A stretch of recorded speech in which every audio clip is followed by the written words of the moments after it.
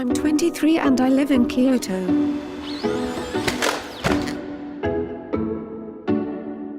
But I think the development of full artificial intelligence could spell the end of the human race. Once humans develop artificial intelligence, it would take off on its own. Should we be fearful of artificial intelligence and the pace at which it's progressing? Or should we fear itself and the risk of it stifling innovation? It will not be man or machine. Our purpose is to augment and really be in service. According to a recent report published by researchers from the universities of Cambridge and Oxford, OpenAI, and the Electronic Frontier Foundation, there's an assortment of ways AI could go wrong, and in the not-so-distant future. Focusing on what could happen in the next, say, 5 to 10 years, the paper draws attention to what may seem like more prosaic concerns than, for instance, a global takeover by humanoid robots with superintelligence. But whether advances in AI lead to a rise in malicious bots or the weaponizing of consumer drones, just two of the risks listed in the report, we can't help but fear what we don't understand. So, to begin, the experts weigh in. Is artificial intelligence actually intelligent? I'm Fei-Fei Li. I run Sinovation Ventures. It's a high-tech venture capital firm in China. My name is Fei-Fei Li. I'm a professor and director of the Stanford Artificial Intelligence Lab. I'm also currently at Google on my sabbatical from Stanford. I am Jennifer Ju Scott, co-founder and principal of Radian partner and Radian blockchain venture. A lot of people ask about AI and whether it's intelligent. I think today's AI, based on the current state of the art, artificial intelligence is really more of an optimizer. It's not intelligent in the same sense that we think of humans as intelligent. We acquire knowledge, we abstract, we create. There's emotion involved, and there is judgment involved, and there is a creativity involved. Cross-domain knowledge, common sense, and ability to argue, the ability to understand humor, and also self-awareness and compassion. Today's machine intelligence is far from that level of complexity. It's probably not most useful if we generalize AI. AI is an umbrella term from machine learning to deep learning to NLP, which is natural language processing, to reinforcement learning. There are many different technologies coming to this umbrella. And right now we're at the stage where AI is very good at doing one single task, will concentrate the task and repeat the task really, really well. The consensus among these experts is that AI is far from reaching human general intelligence. Currently, AI is a collection of techniques which cleverly uses maths to create the appearance of intelligence. That, along with the appearance of emotional intelligence, shows that we need to build an ethical compass into these systems, or, at the least, developers have to use one in order to avoid unanticipated outcomes. But wherever this may be heading, the march of progress shows few signs of slowing down. And who's at the forefront of these advances? Fei-Fei Li names the internet giants holding the largest amounts of user-generated data. Companies such as Google, Facebook, Amazon, and Microsoft, as well as Baidu, Tencent, and Alibaba.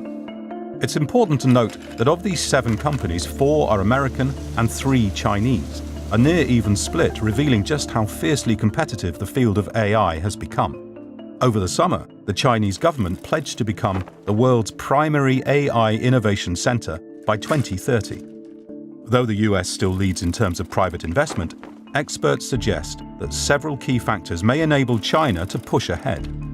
I think, it's quite interesting to see the duopoly between US and China. China is very interesting. It's my home country, and I see with lots of energy where things are in China. If we look at the top 100 people in AI, US probably has 80, UK and Canada probably have 15, China might have 2. On the other hand, China has 4 things going for it.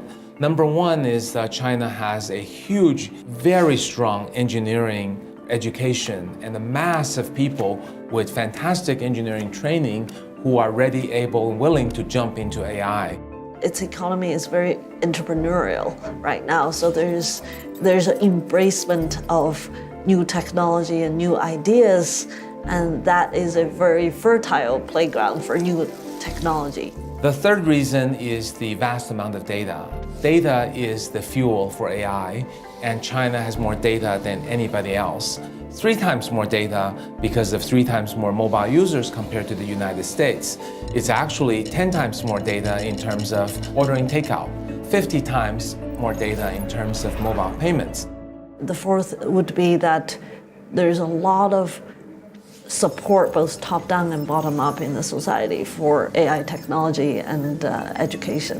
The government will put billions of dollars, not at the country level, but at the per city level, to help subsidize AI companies land, take off, and also bring back overseas talent.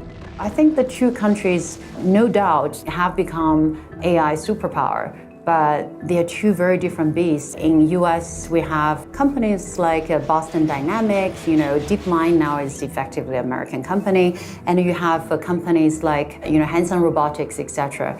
What they're producing is very inspiring, it's very futuristic. Some might argue it's slightly scary, especially with Boston Dynamics, when you see the robotics can do all this. At the same time, most of the people, including myself, we haven't really seen their products being used by everyone. And the difference in China is the engineers and developers in China are very practical. If what they're developing cannot be commercialized in the next year or two, they would not develop it. And then in the US, you see very advanced research being very well funded. That's probably going to be playing a dominant role in the next 10, 15, 30 years. One such American endeavour showing promise is being led by Rita Singh and her team of researchers at Carnegie Mellon. They're building AI-powered technology that analyses the human voice. Why? Because our voices carry a lot of valuable information. Indeed, so much information that Singh can construct a 3-dimensional image of a person's face by studying the voice alone. Your voice carries a lot of information about you, an enormous amount of information. Everything about your physical stature, your facial structure, your ethnicity, what's going on in your body, your state of health, state of mental health, physical health, your income levels. It captures everything that influences your body and mind and is evident in your surroundings. This information is embedded at very, very fine levels, micro levels in the speech signal. This technology, says Singh, could have many applications in medicine and is already being employed by law enforcement to help identify criminals. Not only would it likely reshape the future, but also perhaps the past.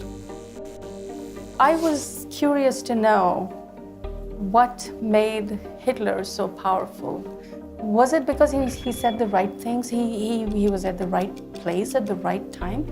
I think the speculation is that it might have been something in his voice. And so I picked up Hitler's voice, and the first thing I discovered that there were signs of Parkinson's. He would hold his fists clenched like this. That was to hide a small tremor that he had developed. And from that kind of evidence, people have speculated that he might have had Parkinson's. So what's the likelihood that he had Parkinson's? I think 100% from his voice. I've seen it in his voice. It's clear.